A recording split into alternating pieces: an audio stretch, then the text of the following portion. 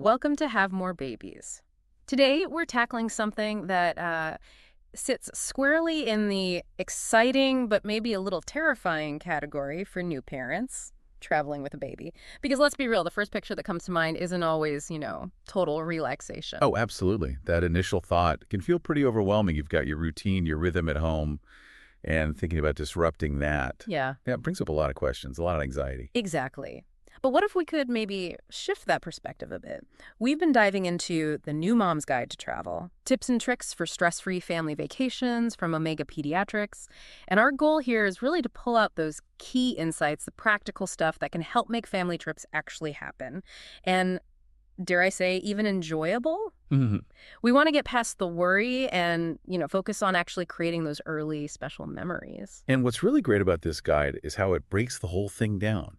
From the very first thought of planning, right through travel itself, and even getting back home again. It covers a lot, lots of actionable strategies for each step. It really does. And one of the first things that jumped out at me was its core message. Hmm. With the right approach, the right info, traveling with a baby doesn't have to be stressful. Right. It's manageable. So let's get into those details, starting with what you need to think about before you even pack that first tiny sock. Yeah, this pre-travel part it's foundational, really. Mhm. The guide points out that those spontaneous last-minute trips you might have loved before baby, they probably need a little bit of a rethink now. Planning early suddenly becomes way more important. Right. Instead of just picking a place on a whim, you now have this chance to actually research destinations that are genuinely good for babies. Mm. Thinking about how you'll get there, maybe flight times that work with naps or planning enough stops on a road trip. That all comes into it. Mhm. And having that extra time just lets you gather everything you need without that mad dash right before you leave. And a really crucial piece of this early planning, according to Omega Pediatrics, is having a good chat with your pediatrician about your plans. This isn't just ticking a box. It's getting specific advice for your baby and your trip. Definitely. The guide mentions several key things to cover. Making sure vaccinations are up to date, that's number one, obviously. Sure. They also stress being extra careful about allergies because a new place can mean new triggers. So figuring out how to handle potential reactions is smart. And if your baby has specific medical needs, maybe uses a nebulizer or something, that conversation is vital for planning how to manage that while you're away. The pediatrician can also give advice on things like the climate, how it might affect your baby, what clothes to pack, maybe even if the formula you use is available there. Oh, that's a good point. Formula availability. Yeah. And getting a checklist of important medications, like the guide suggests, that's just a really good safety net to have. Absolutely, that medication list is critical. And the pediatrician can also give you pointers on the travel itself, like long flights versus car rides, dealing with time zones, how it might affect your baby's comfort. It's actually really helpful that Omega Pediatrics specifically says they're there to support parents with this kind of preparation. It really highlights how important it is to get that professional advice, specific to your child before you go. Okay, so shifting gears a bit, packing. The task that can feel, well, enormous. The guide has some really practical tips here. That idea of making a checklist, including those medications we just talked about, it's so simple, but wow, it helps just having that list to refer back to when your brain is full. Oh, boy. And the guide also brings up the comfort factor of familiar things. Packing a couple of favorite toys isn't just for keeping them busy. It can genuinely make them feel more secure in a strange place. That's such a good point, the emotional side of it. Wow. And then logistically, the guide suggests looking into travel-friendly gear.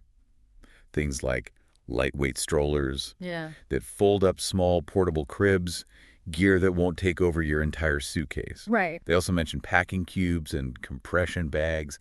Those things can be amazing for fitting more in and keeping it sort of organized. Efficiency is definitely the name of the game when you're packing for a baby. And then there's the admin side, getting your travel documents sorted. Yes. The guide gives a good reminder here.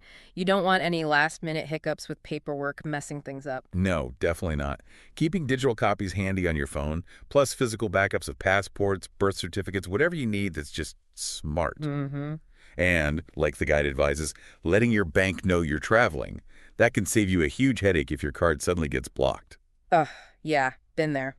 Okay, so all this prep really sets the stage. Now, let's talk about the journey itself.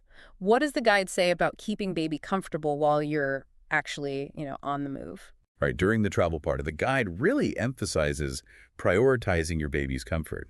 Dressing them in soft, breathable layers is key. And having a cozy blanket handy, maybe a travel pillow or a nursing pillow for support, that can make a big difference.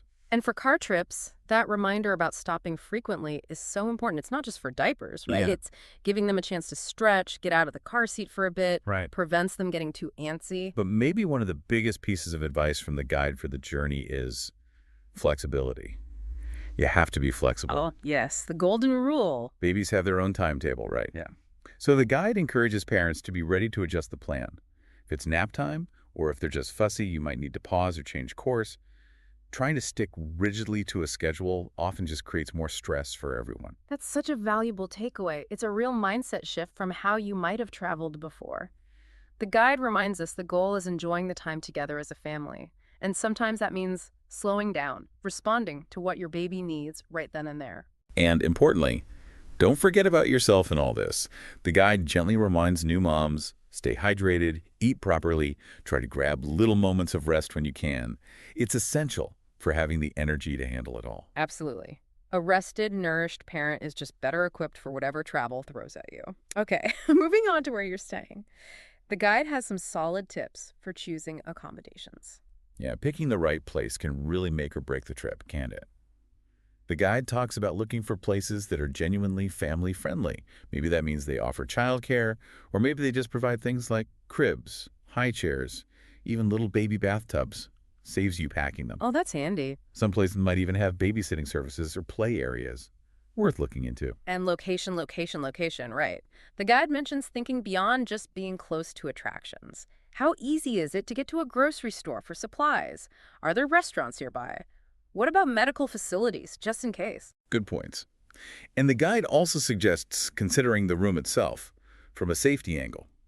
Looking out for sharp corners on furniture, slippery floors, maybe stairs if you're not on the ground floor, making sure electrical outlets are safe. Yeah, baby-proofing on the go. Exactly. They also note that lower floor rooms are often just easier to manage with strollers and all the baby stuff. And learning from others is key here, too. The guide recommends reading reviews, especially from people who've stayed there with a baby. Their experiences can tell you a lot. Definitely. And to help your baby settle in, the guide suggests bringing some home comforts.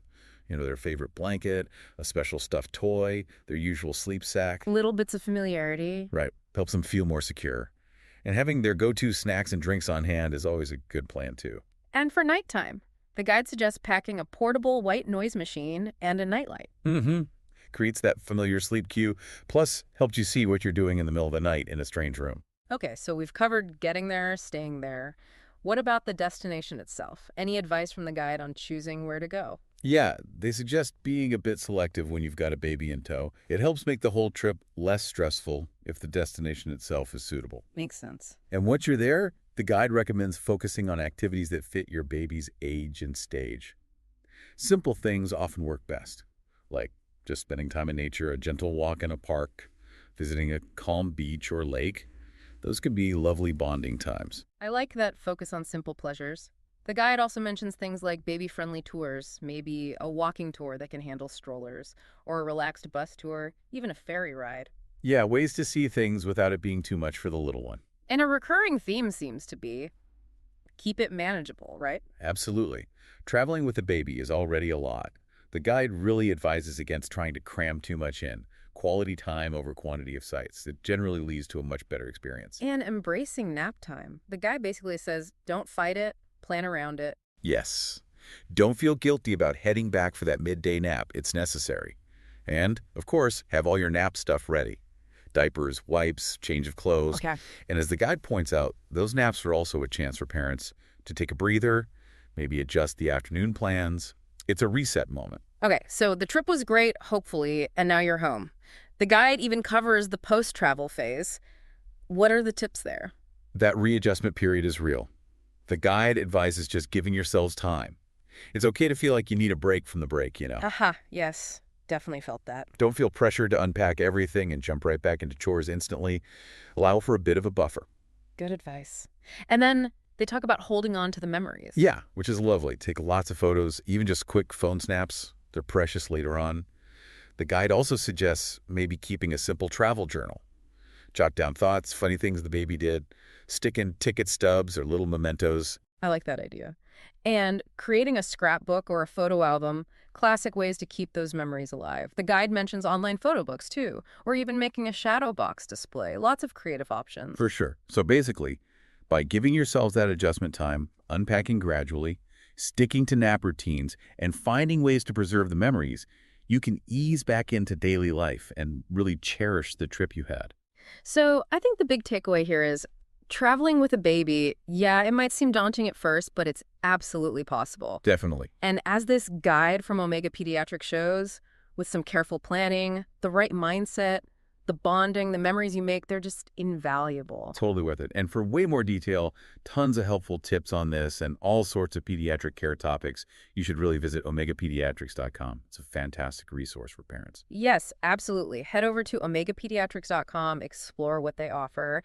And hey, if you found this useful today, we'd love it if you'd like this. Subscribe to the channel for more and maybe share this with other new parents. Yeah, share it with anyone who might be thinking about that first trip and feeling a bit nervous.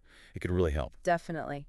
So as you get back to your routine, or maybe even start dreaming about that first family adventure, we'll leave you with this thought. Start picturing those special moments you're going to create, no matter how big or small the trip might be. Safe travels when you go, and enjoy making those memories. Yes, you know. Bye, everyone.